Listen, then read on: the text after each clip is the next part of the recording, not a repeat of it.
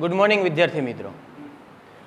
आज આપણે વાણિજ્ય વ્યવસ્થાની અંદર પહેલા ચેપ્ટરમાં સંચાલનનો કાર્ય વિસ્તાર, તો આગળના વિડિયોની અંદર આપણે જોયું સંચાલનની વિવિધ સપાટીઓ જોઈ, સંચાલનના જે છે એ વિવિધ પ્રકારના એટલે કે સંચાલનના કયા કયા કાર્યો છે, વિવિધ કાર્યો આપણે જોયા। હવે આપણે જોઈએ સંચાલનનો કાર્ય વિસ્તાર। તો વિદ્યાર્થી મિત્રો એક વસ્તુ અહીંયા ખાસ યાદ રાખજો, સંચાલનના કાર્યો અને સંચાલનનો કાર્ય વિસ્તાર આ બંને છે એ અલગ અલગ છે। ઘણી વખત મોડની અંદર પ્રશ્ન પૂછાતો હોય છે કે સંચાલનનો કાર્ય વિસ્તાર સમજાવો અથવા તો સંચાલનના કાર્યો સમજાવો, એવો પ્રશ્ન પણ પૂછાય છે। તો આ બંને પ્રશ્ન અલગ છે, એક ખાસ વસ્તુ યાદ રાખજો, કારણ કે ઘણા બધા વિદ્યાર્થીઓ અહીંયા ભૂલ કરતા હોય છે કે જ્યારે સંચાલનનો કાર્ય વિસ્તાર જે છે એવો પ્રશ્ન પૂછાણો કે સંચાલનનો કાર્ય વિસ્તાર જણાવો, તો ત્યારે સંચાલનના કાર્યો લખતા હોય છે અથવા તો સંચાલનના કાર્યોની અંદર સંચાલનનો કાર્ય વિસ્તાર જે છે એ વિદ્યાર્થીઓ લખતા હોય છે। તો અહીંયા સંચાલનના કાર્યો આપણે આગળ જોયા ક્યાં ક્યાં છે, તો કે આયોજન, વ્યવસ્થા તંત્ર, કર્મચારી વ્યવસ્થા, દોરવણી અને અંકુશ। આ શું હતું? તો કે એ સંચાલનના કાર્યો હતા, જ્યારે અત્યારે આપણે અહીંયા જે જોઈએ છે એ સંચાલનનો કાર્ય વિસ્તાર। તો એમની અંદર મુખ્ય ચાર બાબત છે એ આપણને આપવામાં આવી છે। પહેલું તો કે માર્કેટિંગ એટલે કે બજારીય સંચાલન, ત્યારબાદ આપ્યું છે માનવ સંસાધન સંચાલન, એના પછી નાણાકીય સંચાલન અને ચોથું આપ્યું છે ઉત્પાદન સંચાલન। તો આ માર્કેટિંગ બજારીય સંચાલન જે છે એ આપણને શું કહે છે, એટલે કે સંચાલનનો કાર્ય વિસ્તાર આપણને શું કહે છે? તો એની અંદર આપણે જોઈએ તો કે સૌપ્રથમ આપણને આપવામાં આવ્યું છે કે માર્કેટિંગ બજારીય સંચાલન। માર્કેટિંગ સંચાલન એટલે શું અથવા તો બજારીય સંચાલન એટલે શું, એવું પણ આપણને પ્રશ્ન પૂછાઈ શકે। તો ખાસ કરી અને માર્કેટિંગ સંચાલનની અંદર આપણે જોઈએ તો સૌથી પહેલા એક નાનામાં નાની વસ્તુ યાદ રાખવાની કે ધંધાકીય એકમની અંદર તૈયાર થયેલો માલ સામાન એટલે કે ઉત્પાદકથી લઈ અને ગ્રાહકો સુધી પહોંચાડવાની જે પ્રક્રિયા છે એને આપણે તો કે માર્કેટિંગ બજારીય સંચાલન તરીકે આપણે ઓળખીએ, જેની અંદર ઉત્પાદકો દ્વારા જે કાંઈ માલ સામાન તૈયાર કરવામાં આવ્યો છે એ તૈયાર થયેલો માલ કે જે સેવા છે એને ઉત્પાદક દ્વારા ગ્રાહકો સુધી પહોંચાડવાની પ્રક્રિયા, જેની અંદર જે ઉત્પાદકો છે એમણે તો કે પોતાનો જે છે સ્ટોર ખોલી અને વેચાણ કરી શકે છે, જથ્થાબંધ વેપારીને જે માલ વેચી અને પોતે જે છે છૂટક વેપારી દ્વારા ગ્રાહકો સુધી પહોંચાડી શકે છે, એજન્ટો દ્વારા ગ્રાહકો સુધી પહોંચાડી શકે છે। તો આ બજારીય સંચાલન થયું। તો બજારીય સંચાલનના કેટલાક કાર્યો છે, એ કાર્યોની અંદર આપણે જોઈએ અહીંયા આપણને બજારીય સંચાલનના કાર્યો આપવામાં આવ્યા છે। તો સૌથી પહેલું કાર્ય પેદાશ અથવા તો પેદાશ મિશ્ર। તો પેદાશ અથવા પેદાશ મિશ્ર આપણે કોને કહેશું? તો કે જે કાંઈ ધંધાકીય એકમની અંદર ચીજ વસ્તુઓનું ઉત્પાદન કરવામાં આવ્યું છે એ ઉત્પાદિત થયેલી ચીજ વસ્તુઓનો અહીંયા પેદાશ કે પેદાશ મિશ્રની અંદર એમનો સમાવેશ કરવામાં આવે છે કે વસ્તુઓ ઉત્પાદન કરવી, કયા પ્રકારની ઉત્પાદન કરવી વસ્તુ, એની જે છે એ ગુણવત્તા, આ બધી બાબતો જે છે એને અહીંયા ધ્યાનમાં લેવામાં આવે છે। ત્યારબાદ બીજું એમનું કાર્ય છે એ આપવામાં આવ્યું છે કિંમત। તો કે કોઈ પણ વસ્તુ ઉત્પાદન કરીએ છીએ આપણે, તો આપણે 11મા ધોરણની અંદર પણ ભણી ગયા છે કે વસ્તુની કિંમત કઈ રીતે નિર્ધારણ થાય, એટલે કે બજારની અંદર વસ્તુની કિંમતનું નિર્ધારણ। તો એની અંદર મુખ્યત્વે માંગ અને પુરવઠો આ બે પરિબળો અસર કરે છે। તો અહીંયા જે કિંમત જે છે એ કિંમત નક્કી કરવાનું કાર્ય પણ માર્કેટિંગ એટલે કે બજારીય સંચાલનના આધારે કે એમની અંદર થતું કાર્ય છે કે વસ્તુની કિંમત કેટલી રાખવી, કયા પ્રકારે એની કિંમત રાખવી, માર્કેટની અંદર એમની જરૂરિયાત કેટલી છે, એમની માંગ કેટલી છે, એની સામે પુરવઠો કેટલો છે। તો આ બધી બાબતોને ધ્યાનમાં રાખી અને વસ્તુની કિંમત નક્કી કરવાનું કામ છે એ માર્કેટિંગ સંચાલનનું છે, એટલે કે માર્કેટિંગ સંચાલન દ્વારા આ કિંમત નક્કી થાય છે। ત્યારબાદ આવે છે વિતરણ। તો કે વસ્તુનું ઉત્પાદન થઈ ગયું, પેદાશ થઈ ગઈ એમની, ત્યારબાદ એની કિંમત આપણે નક્કી કરી, હવે એનું આપણે વિતરણ કરવું છે, એટલે કે એનું આપણે વેચાણ કરવું છે, માર્કેટની અંદર ગ્રાહકો સુધી માલ સામાન પહોંચાડવો છે। તો એના માટેની પ્રક્રિયા છે વિતરણ। તો વિતરણ કઈ રીતે કરવું એની માહિતી અહીંયા આપણને આપવામાં આવી છે। તો કે વિતરણની અંદર ધંધાકીય એકમના ઉત્પાદકો દ્વારા એ પોતાનો એક આઉટલેટ એટલે કે પોતાની જ દુકાન ખોલી અને વસ્તુઓનું વેચાણ કરે છે, ગ્રાહકોને આપે છે, અથવા તો એ વેપારીઓ અથવા તો ઉત્પાદકો દ્વારા છે એ જથ્થાબંધ વેપારીઓને આપવામાં આવે, જથ્થાબંધ વેપારી દ્વારા છૂટક વેપારી અને ગ્રાહકો સુધી પહોંચાડવામાં આવે છે. સેલ્સમેનો દ્વારા વસ્તુઓનું વેચાણ કરવામાં આવે છે, એનું વિતરણ કરવામાં આવે છે. તો આવી રીતે છે એ વસ્તુનું વિતરણ કરવાનું કાર્ય છે એ પણ માર્કેટિંગ એટલે કે બજારીય સંચાલનનું છે, કે બજારીય સંચાલન દ્વારા વિતરણની પ્રક્રિયા કરવામાં આવે છે. ત્યારબાદ અભિવૃદ્ધિ. તો કોઈ પણ ધંધાકીય એકમ પોતાના ઉદ્દેશો નક્કી કરીને કાર્ય કરતો હોય, એમાં એનો મુખ્ય ઉદ્દેશ નફાનો હોય, કે જેમ બને એમ નફો વધારવો, જેમ બને એમ એકમને આગળ લઈ જવું, એટલે કે એકમનો વિકાસ કરવો. જે અહીંયા તો કે બજારીય સંચાલનના કાર્યની અંદર સમાવેશ થાય છે. અભિવૃદ્ધિ, કે માલ સામાન જે ઉત્પાદિત કર્યું છે એનું વધારે ને વધારે વેચાણ કઈ રીતે આપણે કરીએ, એની અંદર વૃદ્ધિ કઈ રીતે થાય, એ વૃદ્ધિ એટલે કે એનું વેચાણ વધારવા માટેના પ્રયત્નો છે એ અહીંયા અભિવૃદ્ધિની અંદર કરવામાં આવે છે. કે જે કાંઈ ચીજ વસ્તુઓનું ઉત્પાદન થયેલું છે એ ઉત્પાદિત થયેલી ચીજ વસ્તુનું વેચાણ વધારવું. કે દાખલા તરીકે આપણે જોઈએ છે કે આજે તો કે 2019-20 ની અંદર 500 એકમનું એને વેચાણ કર્યું હોય તો 2021 ની અંદર કેટલું એનું વધારવું, એટલે કે એની અભિવૃદ્ધિ કરવી, એની અંદર વૃદ્ધિ થાય એવા પ્રયત્નો છે એ અહીંયા બજારીય સંચાલનની અંદર કરવામાં આવે છે. તો આ માર્કેટિંગ સંચાલનના અહીંયા આપણને 4 કાર્યો પણ આપવામાં આવ્યા છે, કે પેદાશ અથવા પેદાશ મિશ્ર, વસ્તુની કિંમત નક્કી કરવી, એનું વિતરણ કરવું અને એમાં અભિવૃદ્ધિ કરવી. એટલે કે વસ્તુના ઉત્પાદનથી લઈ અને એનું વેચાણ વધારવા સુધીની તમામ પ્રકારની પ્રક્રિયા છે એ માર્કેટિંગ એટલે કે બજારીય સંચાલનની અંદર કરવામાં આવે છે. ત્યારબાદ આપણને બીજું આપ્યું છે માનવ સંસાધન સંચાલન. તો ધંધાકીય એકમની અંદર આપણે ઘણા બધા સાધનોનો ઉપયોગ કરીએ છીએ કે જેની અંદર મૂડી, કાચો માલ સામાન, યંત્ર સામગ્રી, નવી નવી ટેકનોલોજી, આ બધાનો આપણે ઉપયોગ કરીએ છીએ અને એના દ્વારા આપણે ઉત્પાદન કરીએ છીએ. પરંતુ આ બધી જે કંઈ આપણે સાધનોનો ઉપયોગ કરીએ છીએ તો એ માનવી વગર સાધનોનો ઉપયોગ થતો નથી. તો એના માટે તો કે માનવી એટલે કે જે કર્મચારીઓ છે એમની જરૂરિયાત ઊભી થાય છે અને આ કર્મચારીઓ છે એ કર્મચારીઓને ધંધાકીય એકમની અંદર એમને તાલીમ આપવી, એમની બદલી બઢતી અંગેના કામ કરવા, આ બધું છે એ ક્યાં થાય છે તો કે માનવ સંસાધન સંચાલનની અંદર એ કરવામાં આવે છે. એટલે કે ધંધાકીય એકમની અંદર કામ કરતા કર્મચારીઓ છે એ કર્મચારીઓને લગતા કાર્યો કે કર્મચારીઓને જાળવી રાખવાના કાર્યો, જેની અંદર આપણે જોઈએ તો કે કર્મચારીઓને બદલી આપવી, કર્મચારીઓને બઢતી આપવી, એને જે છે યોગ્ય પ્રકારની તાલીમ આપવી, અથવા એના જે કોઈ પ્રશ્ન હોય તો એ પ્રશ્ન હલ કરવા માટેના પ્રયત્નો કરવાની કામગીરી છે એ પણ માનવ સંસાધન સંચાલનની અંદર કરવામાં આવે છે. આ ઉપરાંત તો કે કર્મચારીઓના જે ઉદ્દેશો છે એટલે કે કર્મચારીઓ જે છે એમના પોતાના ઉદ્દેશો છે એમને ધંધાકીય એકમ સાથે જોડી અને ધંધાકીય એકમના ઉદ્દેશો પૂર્ણ કરવાના પ્રયત્નો તો કે માનવ સંસાધન સંચાલનની અંદર કરવામાં આવે છે. એટલે કે અહીંયા જે છે એ માનવીને પૂર્ણ મહત્વ આપવામાં આવે છે, કે માનવી જે કાર્ય કરે છે, જે કર્મચારીઓ કામદારો જે કામ કરે છે તો એમનું પણ સંચાલન કરવું જરૂરી છે. તો એ સંચાલન માનવ સંસાધન સંચાલનની અંદર કરવામાં આવે છે. તો એમના કેટલાક લક્ષણો એટલે કે એમની કેટલીક લાક્ષણિકતાઓ પણ આપણને આપવામાં આવી છે. તો એ લાક્ષણિકતાઓ આપણે જોઈએ તો એમની અંદર પહેલું છે કે કર્મચારીની ભરતી, તાલીમ, બઢતી અને દોરવણી.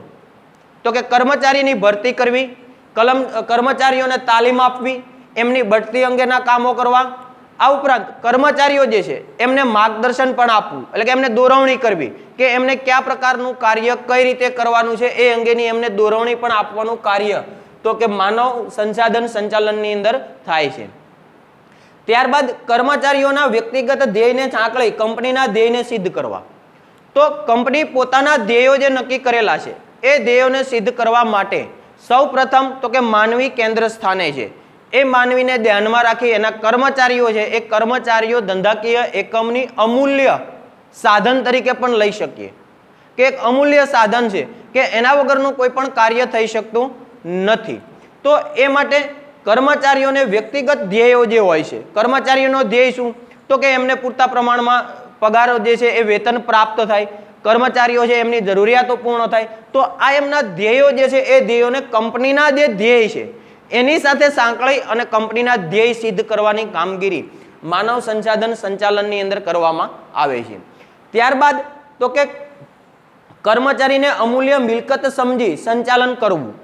તો આગળ મેં કીધું એ પ્રમાણે કે ધંધાકીય એકમની અંદર ઘણી બધી મિલકત હોય છે, ઘણા બધા સાધન સામગ્રી હોય છે, તો એમની અંદર કર્મચારીઓ છે એ કર્મચારીઓને પણ અમૂલ્ય મિલકત તરીકે લેવામાં આવે છે કે કર્મચારીને ધંધાકીય એકમની અમૂલ્ય મિલકત ગણી એટલે કે એમને સમજી અને સંચાલન કરવું જોઈએ કે જે કાંઈ આપણે સંચાલનનું કાર્ય કરીએ છીએ એ સંચાલનના કાર્યની અંદર ધંધાકીય એકમની અંદર કામ કરતા કર્મચારીઓ છે એ કર્મચારીઓને એમની અમૂલ્ય મિલકત સમજવાની અને પછી યોગ્ય રીતે સંચાલનનું કાર્ય આપણે કરવું જોઈએ. ત્યારબાદ તાલીમ આપી વિકાસ માટે કાર્યવાહી કરવી. તો કે ધંધાકીય એકમની અંદર જે કર્મચારીઓ કાર્ય કરે છે એ કર્મચારીઓને યોગ્ય પ્રકારની તાલીમ આપવી અને એમને તાલીમ આપી અને ધંધાકીય એકમનો વિકાસ થાય, કર્મચારીઓનો વિકાસ થાય એવા પ્રયત્નો થવા જોઈએ. એટલે કે તાલીમ માત્ર અને માત્ર કર્મચારીને આપણે આપી શકીએ છીએ, પણ એને તાલીમ આપવાથી કર્મચારીઓ યોગ્ય રીતે કાર્ય કરશે, કર્મચારીઓ જે છે એ વ્યવસ્થિત કાર્ય કરશે, કર્મચારીઓ જે છે એ નિષ્ઠાથી પોતાનું કાર્ય કરશે. તો આ માટે કર્મચારીઓને તાલીમ આપી અને વિકાસ માટેની કાર્યવાહી જે છે એ કરવાનું કામગીરી તો કે એ પણ માનવ સંસાધન સંચાલનની રહે છે. ત્યારબાદ કર્મચારીનું મૂલ્યાંકન કરી સ્થાન નક્કી કરવું. તો કર્મચારીઓ ધંધાકીય એકમની અંદર જો મોટું એકમ હોય તો ઘણા બધા કર્મચારીઓ કાર્ય કરતા હોય છે. તો આ બધા જ કર્મચારીઓ જે છે એ કર્મચારીઓ જે કાંઈ કાર્ય કરે છે તો એમની કાર્યદક્ષતા, એમની કાર્યક્ષમતા છે, એમનું કાર્ય કરવાની પદ્ધતિ, એમનો અનુભવ અથવા તો એમની જે છે એ શૈક્ષણિક લાયકાતો જે છે એ શૈક્ષણિક લાયકાતોને આધારે એ વ્યક્તિનું સ્થાન જે છે નક્કી કરવું કે એ કર્મચારી જે છે એમનું સ્થાન કે કર્મચારી કઈ જગ્યાએ એમને રાખવો, કયા વિભાગની અંદર એમને જે છે એ કાર્યવાહી કરવી, તો એમનું સ્થાન નક્કી કરવાનું અહીંયા જે છે એ માનવ સંસાધન સંચાલનની અંદર થાય છે. ત્યારબાદ છે યોગ્ય સંચાલનથી ફેરબદલી દર ઘટાડી કુશળ કર્મચારીઓને ટકાવી શકાય. તો ધંધાકીય એકમની અંદર યોગ્ય પ્રકારનું સંચાલન હોય, વ્યવસ્થિત રીતે સંચાલન જો થતું હોય તો આ યોગ્ય સંચાલન દ્વારા કર્મચારીઓ છે એને આપણે વ્યવસ્થિત રીતે જાળવી શકીએ છીએ. કર્મચારીઓ છે એને યોગ્ય કાર્ય કરવા માટે આપણે પ્રોત્સાહિત કરી શકીએ છીએ. તો એના દ્વારા કર્મચારીઓનો ફેરબદલી દર જે છે આપણે ઘટાડી શકીએ છીએ. ફેરબદલી દર એટલે તો કે કર્મચારીઓ વારંવાર જે છે નોકરી છોડી અને જતા રહેતા હોય, એની જગ્યાએ નવા આવે, ફરી પાછા જતા રહે, ફરી નવા આવે, તો આ પ્રમાણ ઘટાડવા માટે યોગ્ય પ્રકારનું સંચાલન હોવું જરૂરી છે. એટલે કે યોગ્ય પ્રકારનું સંચાલન દ્વારા ફેરબદલી દર આપણે ઘટાડી શકીએ છીએ અને કુશળ કર્મચારીઓ એટલે કે જે યોગ્ય પ્રકારના સારા કર્મચારીઓ હોય, જે ઈમાનદારીથી કાર્ય કરતા હોય, એમની કાર્યક્ષમતા સારી હોય, આવા જે કર્મચારીઓ છે એ કર્મચારીઓને આપણે સરળતાથી ટકાવી શકીએ છીએ. એટલે કે કર્મચારીઓ છે એમને લાંબા સમય સુધી ટકાવી રાખવા માટે પણ યોગ્ય પ્રકારનું સંચાલન હોવું જોઈએ અને એનાથી આપણે ફેરબદલી દર ઘટાડી શકીએ છીએ અને કર્મચારીઓ જે છે એને લાંબા સમય સુધી આપણે ટકાવી શકીએ. તો વિદ્યાર્થી મિત્રો, આપણે માનવ સંસાધન સંચાલનની લાક્ષણિકતાઓ જે પૂરી કરી. ત્યારબાદ હવે આપણે જોઈએ માનવ સંસાધન સંચાલન છે એમનું ધંધાકીય એકમની અંદર મહત્વ શું છે. તો આપણે એમનું મહત્વ છે એ મહત્વ સમજીએ. તો આ મહત્વની અંદર આપણે જોઈએ તો સૌપ્રથમ જે કર્મચારીઓની કાર્યક્ષમતામાં વધારો. તો માનવ સંચાલન સંસાધન દ્વારા કર્મચારીઓની કાર્ય કરવાની ક્ષમતા છે એ આપણે વધારી શકીએ. એટલે કે કર્મચારીઓની કાર્યક્ષમતામાં વધારો આપણે સરળતાથી કરી શકીએ છીએ, જેથી કરી અને કર્મચારીઓ યોગ્ય અને વ્યવસ્થિત રીતે કાર્ય કરી શકે અને એકમના ધ્યેય સુધી આપણે પહોંચી શકીએ. બીજું જે આપણને આપવામાં આવ્યું છે કે એકમની નફાકારકતામાં વધારો.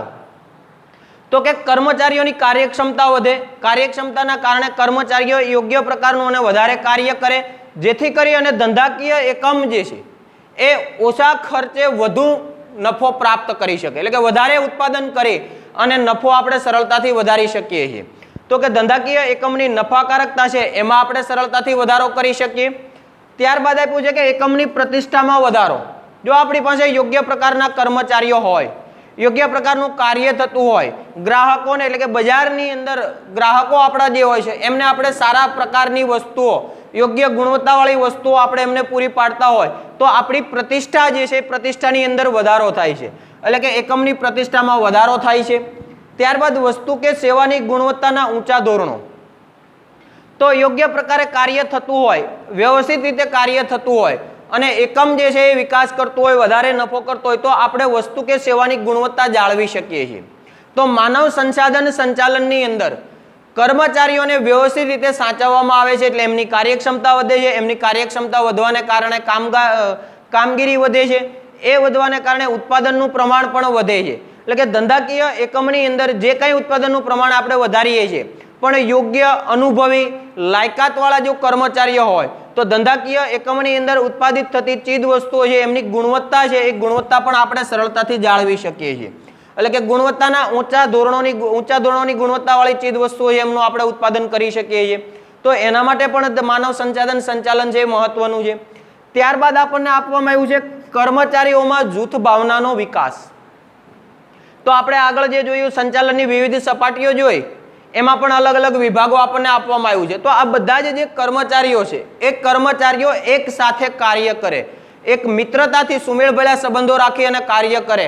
તો એના માટે માનવ સંસાધન સંચાલન જે છે એ ખૂબ જ જરૂરી છે કે જેથી કરી અને ધંધાકીય એકમની અંદર કર્મચારીઓ છે એ જૂથ ભાવના દ્વારા એનામાં જૂથ ભાવનાનો વિકાસ થાય અને એ પોતે કાર્ય કરે. એટલે કે એક સાથે જૂથમાં કાર્ય કરે તો કાર્ય પણ યોગ્ય પ્રકારનું થાય, ઓછા સમયની અંદર ઓછા ખર્ચની અંદર કાર્ય થાય અને વ્યવસ્થિત રીતે કાર્ય કરી અને ઉત્પાદન આપણે કરી શકીએ. ત્યારબાદ સાધનોનો મહત્તમ ઉપયોગ. તો આપણી પાસે જે કાંઈ સાધન સામગ્રી છે એ સાધન સામગ્રીનો આપણે યોગ્ય અને મહત્તમ રીતે ઉપયોગ કરી શકીએ, એનો સારામાં સારો આપણે ઉપયોગ કરી શકીએ. તો એના માટે પણ માનવ સંસાધન સંચાલન ખૂબ જ જરૂરી છે. કારણ કે કર્મચારીઓ છે એને યોગ્ય તાલીમ આપવામાં આવે, યોગ્ય એને માર્ગદર્શન આપવામાં આવે, અનુભવી કર્મચારીઓ છે એમની જાળવણી કરવામાં આવે તો એમના કારણે આપણે છે એ સાધનોનો યોગ્ય અને મહત્તમ રીતે વધુને વધુ આપણે એનો ઉપયોગ કરી શકીએ. ત્યારબાદ આપ્યું છે ફેરબદલી દરમાં ઘટાડો. તો કર્મચારીઓ છે એ કર્મચારીઓનો ફેરબદલી દર જે વધારે હોય તો એની પાછળનું મુખ્ય કારણ શું? તો કે કર્મચારીઓનો સંતોષ જે છે એને પૂરતા પ્રમાણમાં સંતોષ મળતો ન હોય, પૂરતા પ્રમાણમાં વેતન મળતું ન હોય, એમને પોતાને એમ થતું હોય કે મારું શોષણ થાય છે. તો આવા બધા કારણોને લીધે કર્મચારી ફેરબદલી દર જે છે એ વધારે હોય છે. પરંતુ કર્મચારીઓને યોગ્ય રીતે જાળવવામાં આવે, એને યોગ્ય વેતન આપવામાં આવે, આ ઉપરાંત એમને છે એ પોતાના માટે પોતાના પરિવાર માટેની કેટલીક સુવિધાઓ આપવામાં આવે, પોતાના ઘરેથી લઈ અને જે છે એ ધંધાકીય એકમના યુનિટ સુધી એમને લાવવા લઈ જવાની વ્યવસ્થા એટલે કે ટ્રાન્સપોર્ટેશનની વ્યવસ્થા એને કરી આપવામાં આવે, રહેણાંક માટેની વ્યવસ્થા. તો આવું બધું જે કાર્ય કરવામાં આવે જેથી કરી અને કર્મચારી જે છે એ કર્મચારી અહીંથી અન્ય જગ્યાએ જતો નથી. એટલે કે એનો ફેરબદલી દર જે છે એ ફેરબદલી દરમાં જો યોગ્ય પ્રકારે માનવ સંસાધન સંચાલન કરવામાં આવે તો એ ફેરબદલી દર પણ આપણે સરળતાથી ઘટાડી શકીએ છીએ. તો એના માટે પણ માનવ સંસાધન સંચાલન જરૂરી છે. ત્યારબાદ કર્મચારીઓના સંતોષમાં વધારો. તો કર્મચારીઓ જે છે એ કર્મચારીઓને યોગ્ય પ્રકારની સુવિધા પ્રાપ્ત થતી હોવાને કારણે એમના પોતાના ઉદ્દેશોને ધંધાકીય એકમના ઉદ્દેશો સાથે જોડી અને કાર્ય થતું હોવાને કારણે આ જે કર્મચારીઓ છે એ કર્મચારીઓની અંદર એના કાર્ય સંતોષની અંદર જે છે આપણે વધારો કરી શકીએ છીએ. કર્મચારીઓ જે છે એમને યોગ્ય રીતે આપણે સંતોષ આપી શકીએ છીએ. તો અહીંયા માર્કેટિંગ એટલે કે બજારીય સંચાલન અને માનવ સંસાધન સંચાલન આ બે જ આપણે જોયા. બાકીના જે બે છે નાણાકીય સંચાલન અને ઉત્પાદન સંચાલન એ આપણે આવતા વિડીયોની અંદર એમની આપણે ચર્ચા કરીશું.